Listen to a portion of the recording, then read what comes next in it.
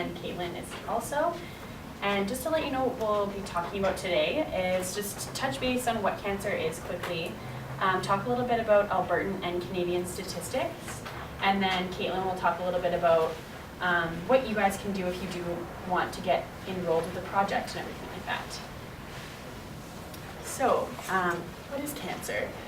So normal, healthy cells, they grow and they divide and they replicate and do their normal, healthy thing. If a cell is damaged, it will either try and repair itself, and if it's successful, it'll continue living as a normal, healthy cell.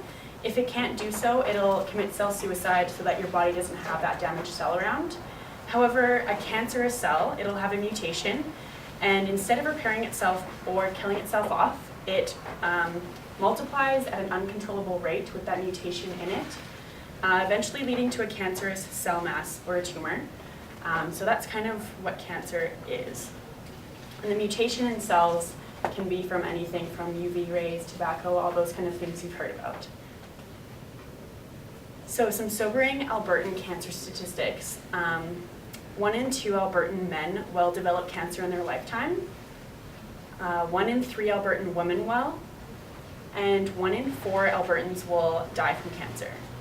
So in 2013, around 6,300 Albertans died from cancer, and 37% of the deaths in Albertans between the ages of 35 and 64 are from cancer. So it's pretty much the #1 killer in people aged 35 to 64 who pass away. So our age range is actually targeted at 35 to 69-year-olds for exactly this reason. So it's cancer rates, so that's Alberta. Cancer rates are pretty similar across Canada. However, there are some differences. So this one's kind of interesting. Starting off on the east coast on that side of the graph, and then coming over onto our side on the west coast here, this is colorectal cancer incidences. You can see that they're much higher on the east coast side, and there's also quite a big difference between diagnosis between genders, so females and males. So speculation right now is kind of that East Coast mariners do drink more of their water coming from well water, and arsenic is a heavy metal, it's carcinogenic, and it's found to be in some well water sources. So we actually have a pan-Canadian study with 5 other provinces, and including the Atlantic provinces, so more than 5, sorry. But it's kind of, they take toenail clippings as part of their study because they can measure heavy metals in people's bodies from that. And they've actually gotten the Guinness World Record of the largest amount of toenail clippings in the world. That's one of the gross. But interesting. So that just kind of shows that there are differences between either geographical reasons or lifestyle differences. That's kind of what we're looking more into. So up until the 1960s, cancer was kind of just shooed away as a genetic disorder. You're born with it. If your family has it, it's likely that you'll get it. In the 1960s, this study kind of produced some reliable statistics to speculate that maybe it's not solely genetics and that our environment is kind of having a pretty effective role on your chances of getting cancer or not. So this study looked at Japanese immigrants into Hawaii. So the Japanese population has higher stomach cancer rates than other parts in the world. And here in America and Canada, we have higher breast cancer rates. So you can already see in the first generation here, stomach cancer rates have decreased in their population living first generation in Hawaii, and breast cancer has almost quadrupled in incidence. So that's extremely significant. And especially in the second generation, once again, you see stomach has descended again and breast cancer has increased. So within 2 generations, you can't really account for genetics changing that quickly in your body. That just doesn't happen really. So that's when finally people open their eyes to thinking maybe cancer can be a preventable disease if we have a little bit more control about our environment and our lifestyle factors, because Hawaiian culture reflected more of the American side of things. Sorry, can I ask a question just about your second generation? Now, is that second generation of people that have, people that have had cancer, or is that just second generation of everybody, the entire population? That's second generation from the Japanese immigrants. So their grandparents would have moved from Japan. Okay, but not necessarily second generation of parents that already had cancer, like not a... No. Okay. Yeah. Sorry. Oh, no worries. So yeah, that's kind of the initial eye-opening experience that maybe we should be looking into preventative measures and looking at people's lifestyles more so than just blaming it on genetics. So far today, there's over 200 types of cancer, but we do have a little bit of a handle on some types. So we have discovered that cervical cancer is associated with the HPV virus. And from studies from around that cancer in specific, we have vaccines now today for our younger women to take. Skin cancer we know is associated with UV exposure from the sun and tanning beds. So awesome policies that have come from that is they're putting in the law about under 18-year-olds needing permission, just little steps to try and really have a more impactful decrease in incidence rates for our future. And of course lung cancer, study in Britain showed causation between cigarette smoking and lung cancer. So we have, you can't smoke outside of our entranceways and all that. So that's all from research studies like ours, longitudinal cohort studies. So with really impactful endings. So cancer is a complicated disease, as I'm sure everyone can agree with. We think that it takes so many years to kind of develop your cancer risk profile. So I myself, for example, am 24 years old. I've lived in multiple cities. I've been exposed to different water sources, different work environments, outdoors, indoors, all that kind of stuff. So you can imagine in our age range where we recruit 35 to 69-year-olds, people have just been exposed to so many different factors, so we're trying to get a handle of just monitoring those things. And yeah, because many mutations over your lifetime, who knows, developing cancer versus not is kind of what we're looking at. So the Tomorrow Project, our goal is to enroll 50,000 Albertans. We currently have 36,000. We've really been pushing for recruitment over our last few years here, and into a 50-year longitudinal study. So if you enroll at 35, we do follow you until 85. Everything's voluntary. And again, the point of it is we kind of follow up every 3 to 5 years, and it's really just beneficial to follow one person over the long term, asking present day questions other than having to go back and recall your information. So the largest research project of its kind ever undertaken in Alberta. So our participants, it's kind of cool to be part of that, I think. And we just look for Albertans in that age range who've never been diagnosed with cancer, but non-melanoma skin cancer is okay. So those are the only 2 things that we require from our participants. And if you develop cancer while you're in the study, many do, and they let us know about it. And the point is kind of to hopefully have you stay in the study, because that's the point of it, is to compare those that do have cancer versus those that don't in our cohort, and seeing which factors are associated with either end.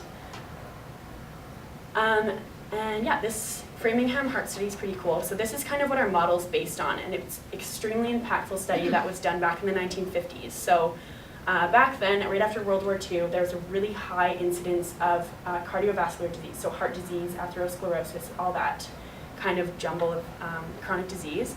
And people, again, just shoot it off as, oh, well, it's kind of just comes with old age. There's no way, we don't really know anything about it. So Framingham Heart Study was done in Massachusetts, which apparently had a very high incidence rate of this heart disease, and they only recruited 5,000 women and men, and did exactly what we're doing. So measured a few blood and urine measurements, and did some physical measurements and self-reported surveys about their lifestyles. The information that came from this study, and it's still going on today, it's been published in 1,200 peer-reviewed articles right now. It gave us the information that we know today as just common sense. So physical activity, eating, avoiding processed foods, having a lower fat diet, all that kind of information came from this study. So we really take that for granted today, but people had no idea at the time. So we're trying to do what the Framingham Heart Study did for heart disease. We're trying to be that for cancer for our future generations, putting health policies and just, what's out there for people to decrease the incidence. So although we are still in our recruitment phase right now, we're still trying to get people through the door. We have gotten a little bit of research out as well. So a study was done for breast cancer. There's many different types of breast cancer. So 1,500 female Tomorrow Project samples were taken, so they were cancer-free samples, and they were compared with 1,500 breast cancer patients' samples as well. And then 6 previously unknown potential genes were associated with, were identified. So of course more research needs to happen, but it's just kind of that initial pilot for future, better detection or earlier detection methods. So that's what's happened so far, for example. And I'll pass it on over to Caitlin to talk about how you guys can get involved if you want to. Sorry, can I ask a quick question for you? Sure. For the people, so you said you found 6 unknown genes or whatever that could be a precursor for cancer. Do you tell the participants that they're kind of likely to get cancer? Because I don't know that I want to know that. Yeah, so we actually, our principal investigator was just talking to us about this yesterday, and she said that so when your samples are kind of frozen, and then by chance if your sample was pulled and they found these precursors, because it's so early, it has to go through ethics first, and then ethics will say, yes, you need to tell the participant this because there's sufficient evidence that they may be at risk. But then in other instances, she said, like so much of these things are also disproved, which is great as well, because it's like, okay, you don't have to worry about that. So in those instances, if it's not proven yet, then it's just creating negative, anxiety, exactly that. So there's a rigorous process behind it, like methods are in place for exactly those reasons, but so far, no, it's not a screening system, everything's frozen. And then in the future, we'd ask you if you want to know or not in those very rare cases. Okay, so how can you participate? So if you are eligible and interested, you can enroll in the study. So the requirements for that are being between 35 and 60, like Emily said, and never having a personal diagnosis of cancer. Some skin cancers are okay as long as it wasn't melanoma. Another way that you can participate if you aren't eligible for the study is to be an ambassador. So spreading the word, we send out packages that include brochures, business cards, things like that you can pass out to your friends or family that are in that age range. Okay, and if you can enroll, basically you can register with us after the presentation. We brought our computer that you can sign up with, or you can visit our website at any time. You can enroll on that, or you can call our toll-free number, and somebody like our lovely PA Jocelyn here can register. We have enough interested people, about 20, 25 people, that we can actually do a corporate event and bring people from the area, from the building. And we also travel all over Alberta, Lethbridge, Edmonton, Medicine Hat, Grand Prairie. We've been all over the place. And this is just a nice flow chart of what would happen if you come into the study center. So you start off by getting checked in by one of our project assistants. So you just make sure that you have all your paperwork and everything like that. And then you provide a blood sample, so it's just about 50 milliliters. And so about 3 or 4 tablespoons, so not too much. And then you go through physical measurements. So for that you do blood pressure, sitting height, standing height. We measure your grip strength test, which is kind of a neat thing to know for some people. And the bioimpedance, so body fat percentage and everything like that. And you actually go home with a printout at the end, which is pretty neat, so you can see where you fall in all the different measurements and if you're in the healthy range or not. So kind of a neat thing to take home with you. These are all the places that we have been.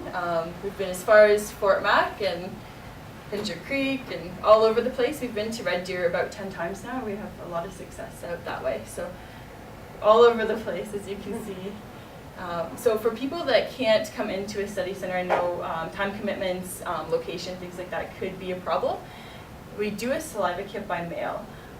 So it's not as good as getting the blood sample because we don't get the proteins, the metabolites, and just richer data. So the saliva would be mostly for DNA purposes. So definitely if people can come in, we appreciate that. But if you're too far, we aren't going near your area or something like that, saliva is another option too. This is one of our spokesperson, maybe some of you guys know him from Dragon's Den, Brett Wilson.